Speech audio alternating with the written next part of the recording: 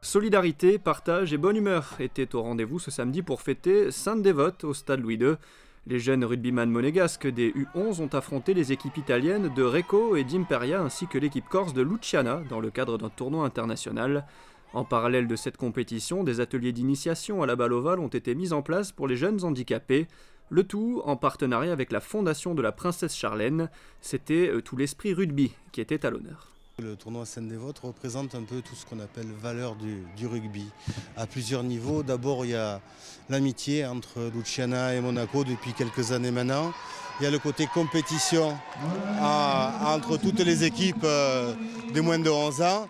Et il y a aussi ce côté, le rugby c'est donner, on apprend à donner, on fait un don de soi quand on joue, on donne le ballon et on veut donner chaque année à des gens qui ne sont pas censés pouvoir faire du sport comme il faut, des enfants qui ont des handicaps, donner un peu le plaisir de la balle ovale. Cette troisième édition du Challenge Sainte-Dévote a été parrainée par Eric Melville, un ancien troisième ligne centre de l'équipe de France.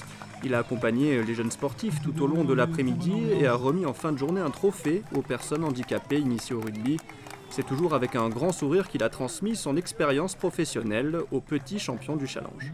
C'est toujours un plaisir de venir sur Monaco, donc de voir des gamins qui prennent de plaisir, de voir des équipes d'autres pays. Donc c'est un grand plaisir. Je suis venu, je crois que c'était en 87 déjà, pour un tournoi de 7. Donc c'est toujours un grand plaisir d'être là et je crois que de voir le beau temps avec les enfants qui prennent le plaisir, qu'est-ce qu'on peut demander de plus? C'est toujours bien de revenir sur les racines de rugby et de voir les petits qui s'amusent, qui ont de très bons gestes. Donc c'est impressionnant, même à 9 ans, 10 ans, qu'ils arrivent à débrouiller si bien. Je pense qu'ils sont bien meilleurs que ce qu'on était nous à notre époque. Le moment fort du challenge était le match pour le trophée Sainte-Dévote entre Monaco et Luciana. Vainqueurs l'année dernière, les Corses ont remis leur titre en jeu et cette année le trophée restera en principauté grâce à une victoire monégasque 4-2. La coupe a été remise au rugbyman de la principauté par la Princesse Charlène. Mais au final, ce sont les valeurs du rugby qui sont les grandes gagnantes de la troisième édition du Challenge Sainte-Dévote.